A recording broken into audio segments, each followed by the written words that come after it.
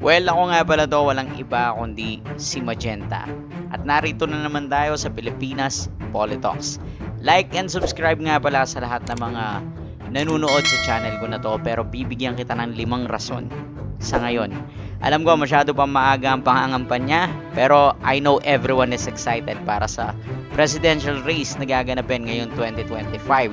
So, we will talk about the 5 reasons kung bakit masasabi kong si Vico Sotto, pinag-isipan ko na to ng malupit, at bakit si Vico Sotto ang napili ko na maging kandidato ko, na itataya ko ang lahat para manalo ito.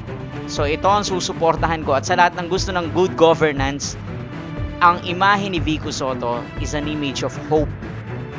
Ang ibig sabihin, siya ang susunod na pag-asa natin because of his ability, generational talent, and everything, especially the governance. So, bago tayo sa reasons, konting background muna. Si Vico Sotto ay anak ng sikat na aktor na si Vic Sotto, TV host na si Connie Reyes. Pero ang standout niya, hindi siya nagpadala sa political fame niya or political fame ng family niya.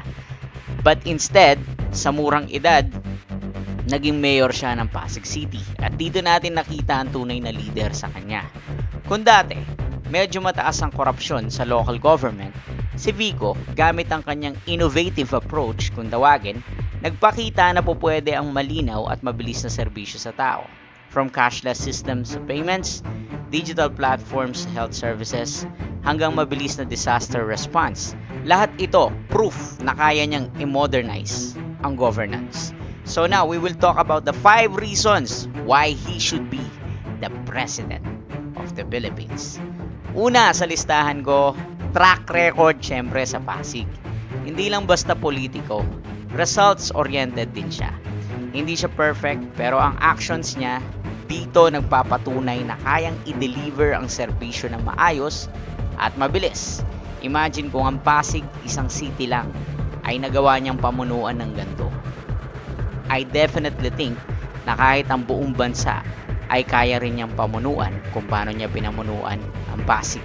I-a-apply lang niya yung same method, same skills, and same ability na meron siya. And reason number 2, youthful at progressive. Kumbaga medyo hindi siya ganun katito, di ba? Parang sakto lang. Kumbaga pangalawa, siya yung medyo young and progressive. Mas bata siya kumpara sa ibang traditional politicians. Fresh ideas, digital mindset, at open sa innovations. Lahat ito crucial, lalo na sa challenges ng modern era tulad ng climate change at tech transformation. Ibig ko sabihin, pagdating na ng era na to, wala ka ng ibang makikita na nakatutok at young generational talent liban kay Vico. Kumbaga nakaka-relate siya sa mga matatanda dahil napaka-mature niya mag-isip, nakaka-relate din siya sa mga bata dahil he is a little bit young. So I think siya yung magbibigay ng balance if we will talk about leading the Philippines. So, pro-people programs. Pro-people hindi lang puro promises. Sa panahon ng pandemic, mabilis yung mga programa niya para sa health at education. Libre ang online learning sa Pasig. Mabilis ang ayuda sa mga tao. Leaders na ganyan ang kailangan natin sa national level. That is why, kapag naka-pro-people program ang isang leader, maiintindihan mo na hindi siya bounded ng rules and regulations at kung ano-ano lang. Meron siyang sariling diskarte. He knows how to bend the system in order for it na maging pro-people ito at mas paborado sa mga tao. Kasi kung pro-government siya, wala namang masama kung magiging pro-government siya, pero kung pipiliin niya ang pagiging pro-people, ibig sabihin mas makamasa, mas makatao, at mas mabilis siyang asahan kumpara sa mga ibang politiko na papogi lang, papera lang, at puro pakitang gilas lang na sinusunod nila yung tama. I mean, this one can bend the situation and can bend the system. That is really a good thing or a good level ng isang president. Reason number 4, syempre malinis na imahe. Wala na tayong masasabi, Vico yan diba? Napakahirap ng bumoto ngayon sa Pilipinas, especially given the fact na last time nagkaroon tayo ng problem with the flood control. Grabe, ang lala nun. Pero ang hirap bumoto, pambihira. Di mo alam kung sino yung tama sa mali, no? Kahit sabihin mo, ito yung mayor mo, ito yung senador mo, ito presidente mo. Pero as of now, napakalinis ng imahe. Walang bahid ng political dynasties. At wala siyang skandal na nakakabit. Sa Pilipinas, napakahirap makita ang isang politiko na malinis at tapat. Trust everything nga, di ba?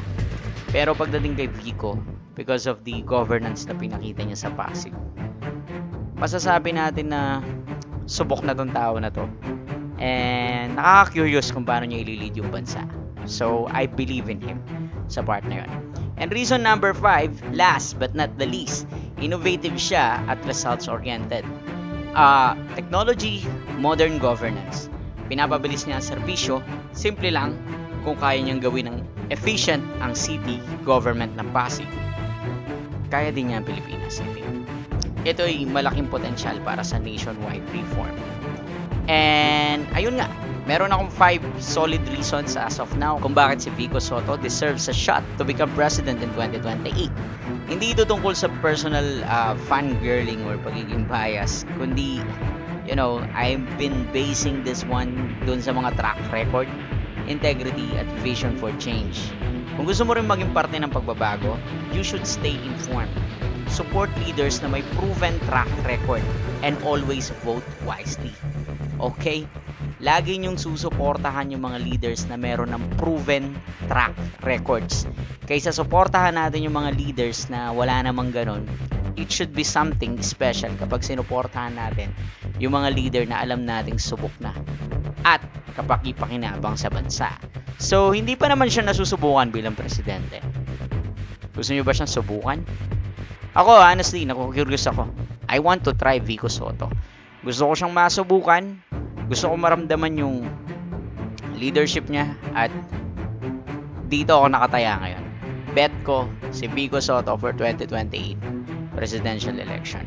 So, sa lahat ng mga subscribers ko dito sa Pilipinas Politox, sama-sama tayo. Sana isulong natin itong bagay na to at mapag-isipan niya na kahit si Yorme noon, hindi siya nanalo bilang presidente, pero iba si Yorme at iba rin si Vico. Let's see what will happen next. And that's all for today. Sana mag-like at mag-subscribe lang kayo at patuloy sa pagsuporta sa Pilipinas Politox.